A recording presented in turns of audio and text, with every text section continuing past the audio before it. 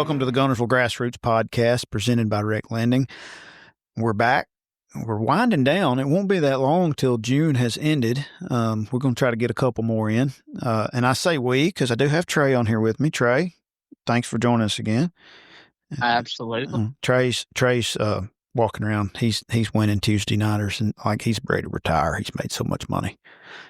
I'm getting very close. 25 years and rich from Tuesday nighters. Yeah. You did have a pretty good day though, didn't you? Yeah.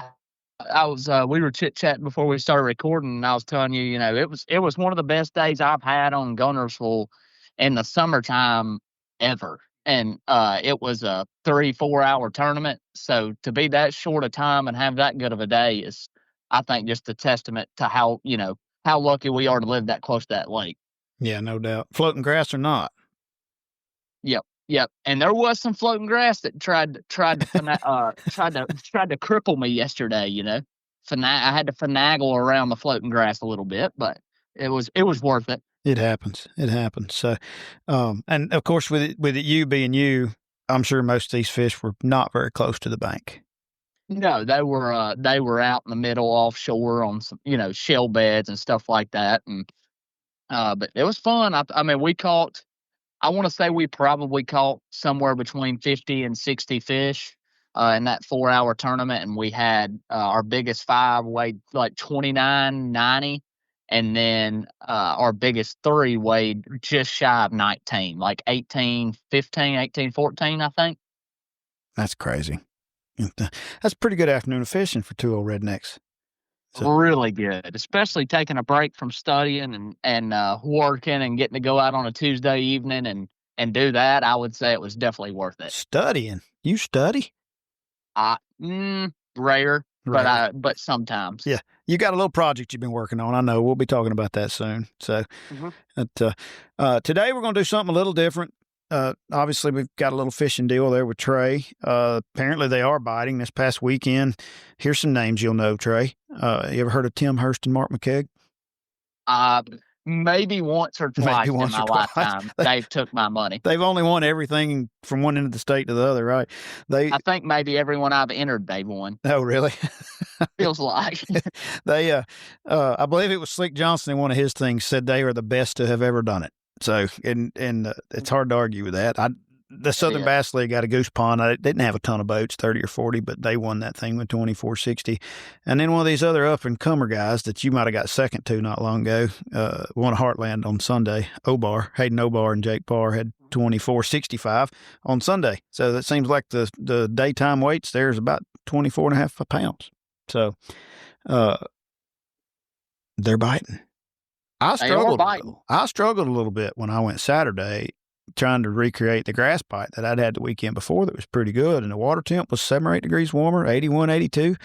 And there was a lot of floating grass. And I was just getting funny bites. I mean, you catch some fish, but like it just wasn't great. And it wasn't. No, it like it had been really good. Maybe not the quality quite that you're talking about, particularly on afternoon fish. That's a little different deal. But like you could catch numbers and maybe it was just me because sometimes you've had them. Sometimes you just have those days that it doesn't matter what you do. You just don't do anything right. So, So I turned around and got home before the thunderstorm came through and blew everybody up. So did you see the video from Goose Pond during that Southern Bass? I did see that. That was unreal. So I've seen that before. I've been there. I've been inside the building at Goose Pond when it was storming so hard, people were leaned up against the doors to keep them from blowing open. And one time, Brad Yates, that has now passed on from us, but he owned that store, walked down there, ran down to the dock to try to get his boat more secured, and the wind got to blowing so hard, he laid down on the dock and hugged one edge of it to keep from blowing off. Holy smokes. Yeah, I'll never forget that one. But, I told Paul when they took that place over, I said, Paul, I said, there's some pretty good crazy storms blow through here every now and then. I told him that story, and he looked at me. By God, I bet he knows now, because I bet he was there when that happened the other day. Yep. But, yeah, it was nuts. Always park on the inside of the dock with your nose facing out if you've got to leave it in the water. Always. I almost sank my boat one time at Browns Creek, tying mine up to the dock, and I will never tie it up like that again. My nose will always be facing out away from the dock. Absolutely, and that or it's on the trailer, one of the two. Yeah. That's just it. There's only so many parking places, but if you've got those kind of days and any chance of I just don't risk it because I watched. I know the guy. I think it was the guy that was running that tournament whose name escapes me, but I think his boat sunk, not completely, but like the picture I saw, his motor was underwater. I mean, it was not good for it, Yeah. And then we saw, in that video, some of them were banging around up and down. It's nuts. I'm glad I wasn't even part of that.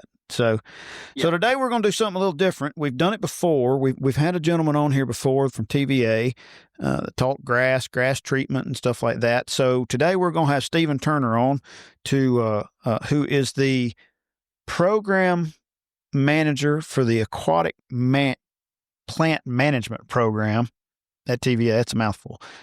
He's in charge of helping with the grass. So that's the simple thing. But we're going to get Stephen on here and see if he'll talk a little bit about what's going on with the grass on Guntersville. We got Stephen Turner back on here with us. Stephen, as I kind of mumbled through before because it's a mouthful, is the program manager for the aquatic plant management program at TVA. You were on with us a year or two ago. I should have looked before I brought you back. But Stephen, thanks for joining us again. Yeah, glad to be here. Glad you want to be having me on. It's always good to get the voice out there and try to make sure the facts are out there when it comes to aquatic plant management. So I guess the main purpose that I did with this the very first time I brought you on was partly for my education because some of it's interesting to me. And part of it is I get tired of seeing all the internet drama and makeups of things that are like, oh, the world is ending. They're not doing this. They're not doing that. So just the number one thing I'll bring up, and Trey, feel free to chime in as we go. But most recently I saw some stuff where somebody chimed in on a Facebook thing that says TVA is no longer going to be treating the grass. It's all on us now. So let's clarify that. Well, I suppose that's sort of true. We are still doing treatments ourselves, TVA, around public use areas. That's boat ramps, parks, that sort of thing. And then we're also partnering with My Lake Guntersville, a group that used to be the Lake Guntersville Stakeholders Board that we partnered with for almost 30 years now. And over the years, we've slowly tried to get them in the lead on the private stuff where they're treating around, whether it's private boat houses, commercial facilities like marinas and those sort of things. And we finally got to the point this year to where they're going to be taking over that. We're still working with them. We're still, doing their treatment recommendations. We're still doing the survey and all those sorts of things that basically they're just paying for the treatments. But we're working our partnership with them lets us go out and, do the recommendations for them and those sort of things. So technically TVA is no longer doing the treatments, but we are, we're working hand in hand with the group that is doing the private treatments, but we are still doing the public treatments. Public meaning boat ramps and such. Right. Yeah.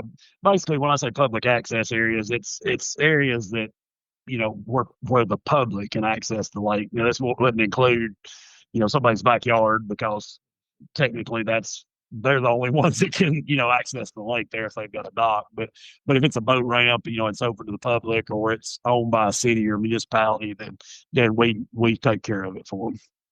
So for those that don't know, My Lake Guntersville, I think they're legally the WET Foundation or a nonprofit organization that's made up of mostly politicians or not, that may not be the right word, but like Mountain Lakes Chamber of Commerce type folks. Some of the people actually do have an interest in the benefit that Guntersville has, financially from fishing. So their goal is not to eradicate all the grass in the lake because they are well aware of what this lake does. And that's kind of the history of that group is they were initially we started partnering with them and helped create the group. It was called the Lake Guntersville Stakeholders Board. A few years ago, they decided to change their name just for, I don't know, to legally make their name My Lake Guntersville. I think they just thought it was more of a social media savvy name or something. And then they joined forces with the WET Foundation, which is Waterways, Environment, and Tourism Foundation, which is a 501c3 group here in Guntersville, based in Guntersville, that was initially established to help with the, preservation of the system of the Guntersville Reservoir, and so they kind of merged together. And so what was the Stakeholders Board originally became the My Lake Guntersville / Wet Foundation. But they starting it out when we started the group, it was the reason it was called the Stakeholders Group was because we wanted to make sure everybody was represented in that group. All the stakeholders for the reservoir, which is all the public basically when it comes to TVA. So we wanted to make sure you had some representation from the fishing community, from the from the homeowner community, from the commercial community, from the just the recreational user community, and make sure everybody got represented on that to come up with a plan going forward as far as the aquatic plant management was concerned. Over the years, it's kind of morphed, and the board has changed. Members have changed over the years. There's been some members like Chris Lane's been a member of the board. Boyd Duckett's been a member of the board at different times. But primarily the main ones that stay on there all the time are like the tourism folks, the Chamber of Commerce folks. We have some representations from the mayor's offices in Guntersville and Scottsboro. And then we try to keep equal representation from both counties, from Jackson County and Marshall County also, when it comes to tourism and economic development, those sort of things. So TVA, and a lot of people don't know this, but TVA has a set of, I don't use a different term, I don't remember what it was, but a set of rules that they kind of have to follow for your spraying. Charter, I believe is the term you use. Well, it's a set of guidelines that we have. It was an initial set that we set up, working with the initial Lake Guntersville Stakeholders Board, the initial iteration of it. And we put that together, and we use that to build out our NEPA work, or our environmental work that the federal government has to use, and created a environmental impact statement. And in that we have to say how we would do the treatments, and in that there's certain guidelines that we follow, which include not doing any treatments outside of, or maintaining all our treatments within 200 feet of developed shoreline, or those sort of things. And those were guidelines that we put in place as kind of a compromise between the fishing community and the the homeowners and those sorts, and anything that's so we basically, the main guidelines would be we don't do treatments outside of 200 feet of a developed shoreline, unless it's an area where we have to treat a boat lane or something to provide access. It's completely blocked off by plants. We try to do most of those with harvesters and cut lanes, but there's certain situations where we have to actually treat a lane to get boats in and out. And we use harvesters anywhere in areas where we can use herbicides, whether it be around a potable water intake or some other intake or something like that. There's certain areas up river where we can't use herbicides because of different endangered species populations, those sorts of things, and mainly mollusks, but there are certain other ones that we have to kind of work around. So, but in those areas we use harvesters instead of doing the herbicide treatments. So those are some of the guidelines that are in our in our EIS, wound up in our environmental impact statement that we follow, and have followed all these years. So. And how does the My Lake Guntersville group fall in with those guidelines? Well, initially they helped us set those guidelines, but now with them doing the treatments, they're not necessarily held to the same guidelines that we are. It was an agreement we made with them to set those guidelines, but at this point they since they're doing the treatments, they don't actually have to follow those guidelines because because they wanted us to set the guidelines, but it's not necessarily, they're not confined by them, I guess, in other words. So any of the funding coming from TVA doesn't have those guidelines associated with it? Yeah. Now, any funding that we send to My Lake Guntersville, we do put those guidelines on, we do put those restrictions or guidelines, however you want to say it, on that funding. So any funding we give them they have to follow those guidelines with the funding that we provide to them. Now, where that kind of where we don't have control over it is when they get funding from other sources, be it, Alabama DCNR or U.S. Fish and Wildlife Service or any other source they get it from. They're not held to those same guidelines. And sadly, it's my understanding from the conversation with you and possibly maybe not, well, it wasn't you, it may have been another biologist. The lake rules are kind of vague, like anything kind of goes. And I mean, like if yeah, go ahead. I'm over the Aquatic Plant Management Program, and it would cover 7 states. TVA has land and property in 7 states, and each state has its own rules about the aquatic herbicide, treatments and those sorts of things. The federal government, the EPA, has a base set of guidelines, and then each state can either follow that or they can set their own. And some of the states, like Tennessee, actually have more in-depth rules than the EPA, and several states do, but Tennessee's the primary one we deal with that has stronger regulations than the EPA regulations. But Alabama is one of the states that just follows the very minimum, the minimum EPA regulations, and that basically allows people to treat anywhere they want to. Any private homeowner can basically treat public waters anywhere they want to, as long as they're either they're licensed and certified to do the application, or they hire somebody that is licensed and certified to do the application. They can also go pick up a bucket of eelgrass and dump it right behind where somebody just sprayed if they want to, too, I guess, legally, right? Since it's already here. Well, yeah. And that's a rule that we're trying to get changed because of the eelgrass and the proliferation of it, and all these contractors that are starting to cut and clean up around people's docks with the eelgrass. And one of the issues we ran into is some of those contractors just dumping that eelgrass out in the main river channel or whatever, and it floating and being somebody else's problem. And so we have worked, and there will be a law going into place in October of this year that makes it, illegal to dump any cut grass out into the reservoir. So at that point, it'll, legally, the only way you can cut it is you have to actually remove it from the reservoir when you cut it. So, because that's part of the problem with eelgrass, it spreads real easy from fragmentation and get pulled up. And so you get these contractors trying to clean up around boathouses. If they're not removing it, it's going to go somewhere else and be somebody else's problem, So we want to make sure anybody that once you handle it, you got to pretty much get it out of the lake, So what are you seeing grass-wise this year? I mean, the floating eelgrass has definitely picked up a little bit for me in the last few weeks, which is not uncommon this time of year with increased boat traffic and other things and growing. But what are you seeing? Yeah, it seems like we always see it around the 1st of June start picking up, and it really has in this being the second week of June. In the last week or so, we've really seen an increase in it. Otherwise, everything seems to be a little behind this year. I don't know, year to year it fluctuates when the grass starts coming on, but it seems like we've been a little behind with most of the milfoil and the hydrilla, the main plants this year.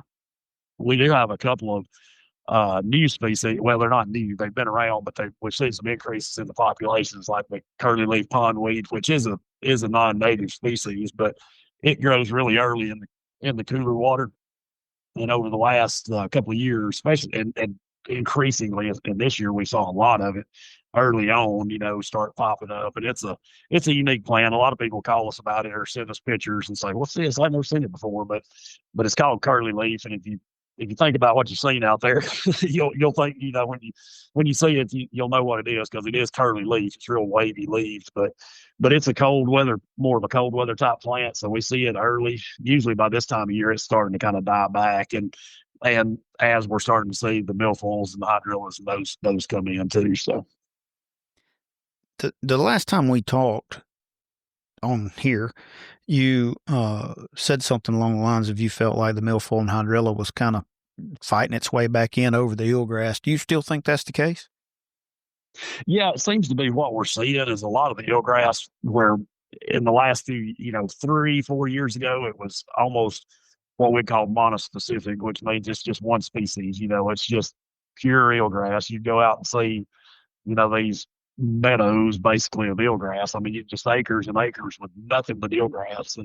And over the last couple of years, we've started seeing a lot more the milfoils and the hydrilla start mixing back in with it, which is normally a good sign that that the ecosystem's kind of adjusting to this newly introduced invasive that kind of hit the system really hard and took over for a little while, but now everything's kind of starting to balance back out, which is normally a good sign.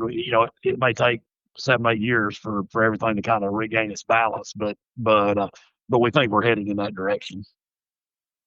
That's good for those of us that like the grass. And I mean, I don't dislike the eelgrass. And you look at the way Guntersville's fishing, and Trey can attest to that. He had a just phenomenal day a day or two ago in the afternoon. But even though he wasn't fishing grass, the grass makes a difference. The grass is the reason that the fishing is as good as it is, in my opinion. And the eelgrass is a big part of that. Yeah, I think the eelgrass. I mean, a lot of folks kind of I think, misrepresent the eelgrass and say, hey, it's not it's not good for the fish, and the fish don't get in it or whatever. I think that's kind of been over the last couple of years. It's kind of been debunked as people started fishing it more and figuring out how to get the fish out of it. Because I don't think the fish necessarily have a problem with being in it. It's just it's harder to fish sometimes, and in certain ways.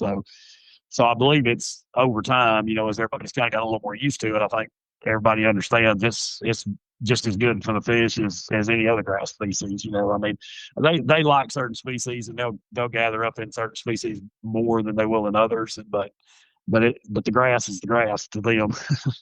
Well, it's weird. Like, there'll be times in the year that the fish are really on the eelgrass, and there'll be times of the year that they're in something else, and it's one or the other. I mean, springtime typically, you'll figure out, well, they're really in the eelgrass today, or they're in the mix. But it seems like one day they want one day they want the other. Now that's that's a fish question, so it's kind of hard to. And that may be something to do with the bait fish too. Where they're probably following the bait. It just happens depending on the weather, the current, or whatever. The fish may be the bait fish may be in tighter on the eelgrass, or there may be more crawfish in the eelgrass, or whatever they're after that day. I would say that's probably more of a factor of following something to eat, than anything. Back to the grass management deal, we're still pretty much going to be running mid. I think TVA started in June, but this with the other group, they're able to start a little earlier if need be. We're going to be running May through fall like normal. Yeah. Normally we start slacking. Just depends on kind of what the plants do, but normally about mid-September is when we start really cutting back. I mean, that's at that point the plants have kind of hardened off, and they're not really growing very aggressively, and so the herbicides and stuff don't really do a whole lot to them. And at that point, normally you're not going to see it get any worse. It's just going to slowly go away in the fall. So or drop back, in the fall. So yeah, usually we start. Just historically, we had always started the first week of June. Now with eelgrass coming in, we started a week earlier this year just to kind of get ahead, because the eelgrass does start growing a lot earlier than the milfoil and the hydrilla. Because primarily before the eelgrass got here, that was our two big plants that we were after, was just milfoil and hydrilla. And so those really don't get to be as much of an issue until June. So we wouldn't start till June, but that's more of a historical thing where there's no guideline that says we can't start earlier or anything. We just have historically started around the 1st of June. But like I say, with the eelgrass, because it really never goes away. It kind of dies back in the wintertime, but it starts fairly early. So you got to kind of get on it a little earlier and get ahead of it, and in the areas where we want to keep it knocked down. So one thing I've noticed a lot more of in places that I've never seen it before is like lily pads. Why is that changing? Yeah. Well, there's a couple of different species that we have that people call lily pads. We really only have one that's an actual lily, and it's fragrant water lily. And it's the ones you see with the pads always float, and you have there's big white flowers, but they're floating on the water. It's fragrant water lily. It is an introduced species. It really started down here in Browns Creek in the Guntersville area, but it's spread now. There's several places all over the lake, but probably the biggest pad that you're going to see is American lotus, and it's the big pad they'll grow up out of the water. You may see the pad may wind up being, the leaf itself may wind up being a foot or 2 or 3 out of the water, Mm-hmm. and they'll have these big yellow flowers that come up out of the water with them. Almost looks like lily pads that the water's dropped out from underneath them or something.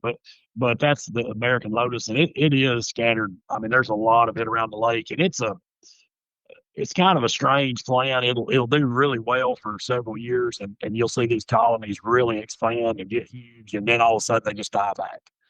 We don't really know what causes that with that plant, but we see it a lot. I mean, there's certain areas on the lake where we'll see it encroaching on boathouses and in public use areas and stuff, and we may treat a little bit. We usually don't treat much of it, but we may treat it every now and again if it gets bad. But normally we'll see it start encroaching, and then within a year or two, it's died back, and backed up. But we have seen it get a little more aggressive in the last few years as far as just being more of it out there. But historically, we would expect it to to fluctuate. Just it's going to it's at a high point right now, but in a few years we'll probably lose a lot of that because it can grow out. We'll see populations of it that are normally in 2 or 3 feet of water, and at times when it expands aggressively, we may see it out in 6 or 7 feet of water, but then it'll usually back up in a few years. Though it just doesn't do well in that deeper water. So eventually, whatever it is, if it's muddy water or whatever that limiting factor is, will kind of push it back. So. Well, and the reason I asked that is you said something at a meeting, presentation or something that I was at last year about the average lifespan of a lake or waterway is 80 to 100 years, and Guntersville's what, 80 something?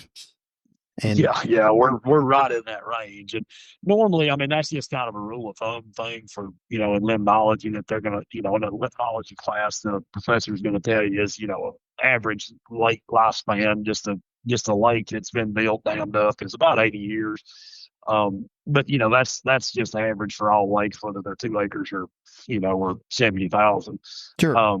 And Guntersville is at a stage to where we are seeing a lot of the backwater areas. And I mean, and you guys, I know y'all see it too, are just being really impacted by between the aquatic vegetation and it dying back every year. We've lost a lot of area basically. I mean, it's still water, but it's basically inaccessible due to the plants and the muck basically that's on the bottom, that organic material that's on the bottom from multiple years of aquatic plants coming and going or growing and dying and growing and dying.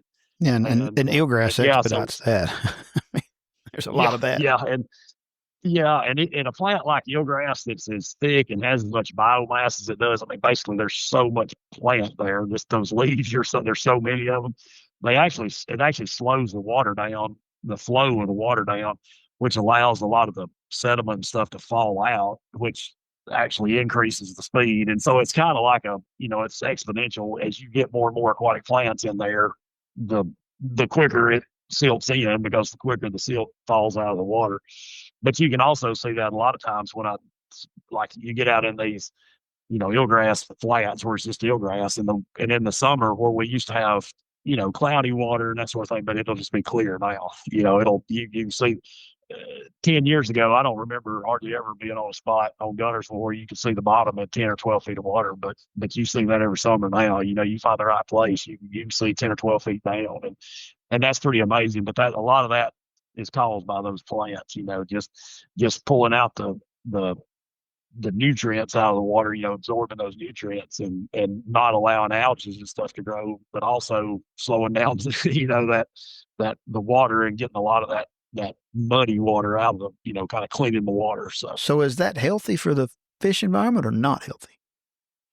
I don't know that I would consider it either. I mean, it's kind of, lakes that, we have, eutrophic lakes and oligotrophic lakes. And so, depending on the lake, it can be a good bass fishing, a good bass fishery either way, whether it's clear water or whether it's, muddy water. It just kind of depends on the situation. But I don't think it's really had a whole lot of an effect on the fish and the fishery itself. I think it affects, it's kind of like when the eelgrass came in. I think it affects the fishing more than the fishery. It kind of changes the way you have to fish some days. But I think as far as the fishery itself, I don't think it's necessarily good or bad. It's just it's just a way the fish just adapt to it, Right. Trey, I know you're young, but you've fished Guntersville most of your life. Do you feel like it's clearer than it used to be? I would say since I first started fishing at Guntersville, absolutely, especially in some areas. Like I've always noticed how clear Preston Island is around that area, just because of all the grass. I mean, when you get back up there, especially under the bridge back there, it is just No, it's gin like a clear. spring. I, yeah, but it's like out. I mean, even out there towards the mouth, where that grass is growing in like 15 feet, it is gin clear. So I would say yes, it's definitely more clear than I've ever seen it. And and Yeah, and it affects those backwater areas a lot. I mean, a lot of them, like even Honeycomb Creek. There's several of those creeks, those larger creeks that come in that they really get clear now, especially on up in the hot summertime. it probably changes the position of the fish and just light, in my opinion. But I don't know. It gets that hot, I don't go anymore. So Yeah. early and late maybe, but TVA is not actually running the spray boats. You hire a contractor. My Lake Guntersville's hiring the same contractor that TVA was hiring, and essentially doing the same thing with the TVA funds anyway. Right. Yeah.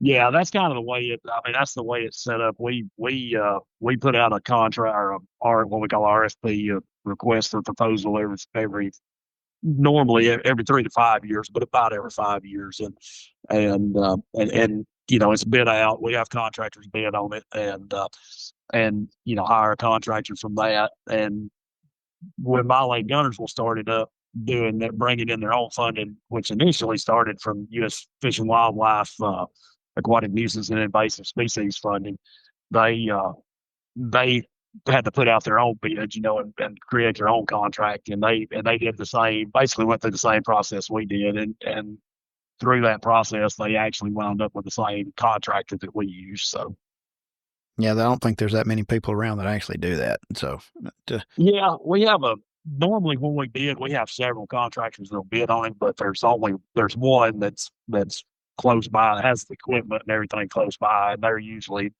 they're hard to beat when it comes to when you go out on those bids, and so they normally get it. So.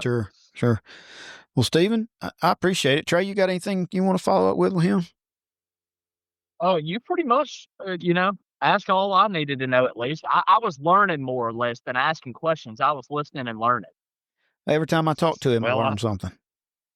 well, I hope that's one of the things I kind of like about getting on these shows, especially the more, which I don't want to say your show's more local, but it's geared towards Guntersville, and I mean that's where we do a lot of work, and it's kind of a hard, category of people to reach, and so I'm happy that you called me and wanted me to come on, because it's always good to. I like to try and get out there and and get the facts out there, because if you pay attention to social media, I mean it changes from one day to the next what the facts are, and so we definitely like to try and get as much information out there about our program as we can. I mean, I always hear a lot of people talking about, they're trying to hide they're doing this or hide they're doing that.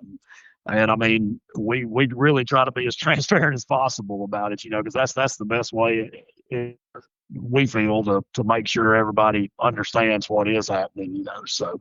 Hey, I didn't ask. Are y'all running harvesters again this year? I had not seen them. Of course, it rained every weekend for the last 2 months. So, are y'all going to be running those out there?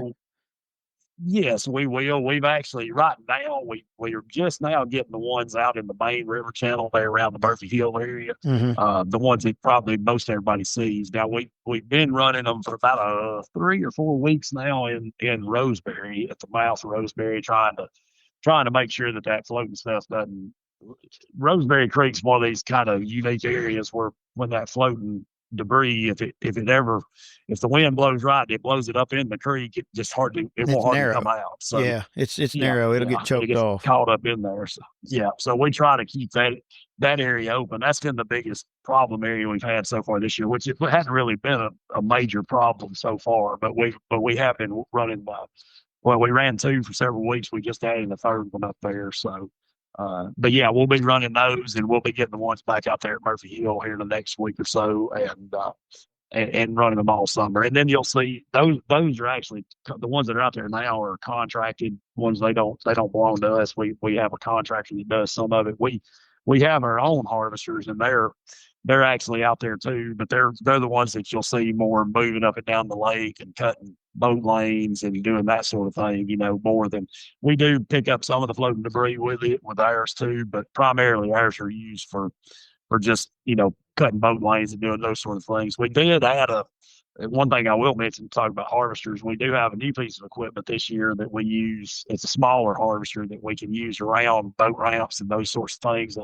I know we've seen a few fishermen out at really the only place we've had a major issue so far this year is we call it the JC's ramp, but the ramp behind the causeway in Browns Creek that gets impacted with floating eelgrass a lot. Yeah, the new one. The one that the new one the state just rebuilt.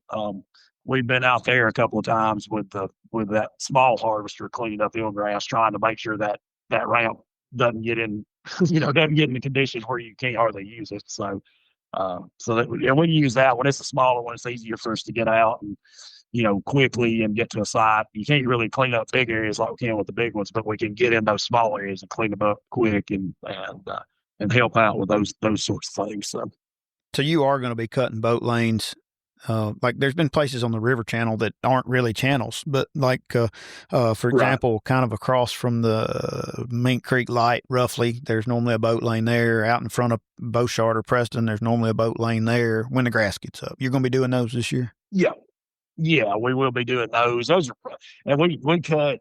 There's some as far south as Seabold that we cut. And every now and again, we sometimes have to cut some in Honeycomb and then around Connors Island, but primarily from Seabold upriver and really primarily from like the Goose Pond area, North Salty area, all up. But there's several areas we cut across the overbank, so you get from the river channel to behind behind that overbank without having to run 10 miles downriver to do it. And then some of the upstream creeks like Mud Creek and Crow Creek and Town Creek up to Jackson County Town Creek, we cut those lanes in those creeks too to make sure they stay open and people can get in and out of those. So. Yeah, that's been ongoing for decades because when it wasn't eelgrass, it was hydrilla there. Oh yeah.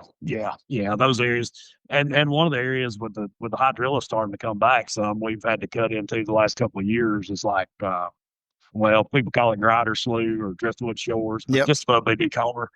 And actually last year in front of BB Comer boat raft, we had to cut the lanes right there too because the hydrilla started or got so thick right there. So yeah, we will be cutting lanes and keeping those open as best we can over the summer. So, well, I certainly appreciate the information. Hopefully, and Trey and I like to joke, we're up to like 8 listeners now. So now, hopefully, the 8 people that listen to us learn something from it and tell a friend.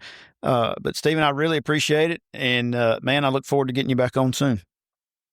All right, sounds good. Well, I appreciate it, Pat. And anytime you got any questions, feel free to give me a call, and we'll try to help you out best we can. I'll do it. Thank you, sir. Thank you. Bye-bye. There's about all we want to know about some grass spraying and more. I walk away with that with a few concerns, but at the same time, I feel like there are parties involved in all of that have an interest in keeping this lake prosperous. And as well as I know, the grass is a big part of that. Even if you're not fishing grass right now, that's a summertime pattern. In the springtime, if you're not scoping, you're fishing grass, right? Yeah, that's the one thing I noticed. I was thinking about it the whole time. I was sitting here listening and learning, and I thought the same thing. But I was like, well, you know what? The facts are out, and social media is the devil. So, you see a lot of stuff on social media, but it's good to hear the facts. That's for sure. Oh yeah. It's good to hear the facts from the man that has them. Not a big, I don't think the grass spraying is going to be a whole lot different than it has been. I will say this: if you're listening and you know people and that are politicians that have reach with the DCNR or any place like that, reach out to them and ask them about funding. And I mean, we want money, we want grass treatment because too much is bad, right? Like we need places to be open and available, and we need to have all that. And I mean, I own a property on the lake, and I mean, I get it. Like I want my dock to be useful. Last year it was not a fair amount of the time.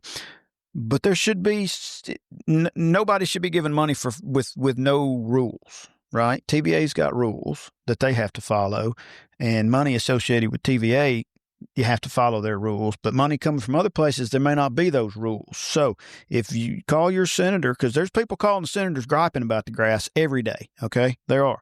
Now, those people aren't stupid. They realize that the funds that come here are the funding or the revenue that is generated from fishing on the lake is a big part of the state. They don't want that to go away, but they need to understand. So try to educate anybody you talk to about the facts. And, you know, the real thing, in my opinion, that needs to happen is we need some laws that limit any entity from doing things without some kind of supervision. And hopefully we can make that happen, and hopefully Guntersville continues to thrive because, man, she's good right now. And she dang sure is. And I hope she's going to be good for a very long time, and that plays a big role in it, you know. It does. And I don't think, I mean, like, it would cost more millions than we can count to just eradicate things. And Mother Nature's got a way of working things out. You know, you're young, you haven't seen it, but we had some cycles up and down where the grass was just about gone. It wasn't all because of people. It was a lot of it because of floods and mud. And, you know, we hadn't had a big blowout flood in a long time. And that makes a big difference on things as well. Anyway. When I was growing up, started fishing Guntersville, Browns Creek, you know, all the hydrilla and milfoil in there, it used to be covered. Now there's not a stitch of grass in Browns Creek. Yeah, that may be a man-made issue. I'm not sure. But you know, there's not a lot of grass out there. There's a big ridge or hump or whatever out there in the river out from the islands below All Reds. And it had some eelgrass on it once, but that thing used to be wall-to-wall hydrilla. And I mean, I remember flipping that. It's not anymore. The last time I looked at it, it wasn't. No, I don't even know if there's that much eelgrass out there. But now that area does get a lot of current. Anyway, well, Trey, thanks for joining us again. And we're going to do another one or two of these before we wrap up for the year. And for everybody listening, until next time, enjoy the floating grass.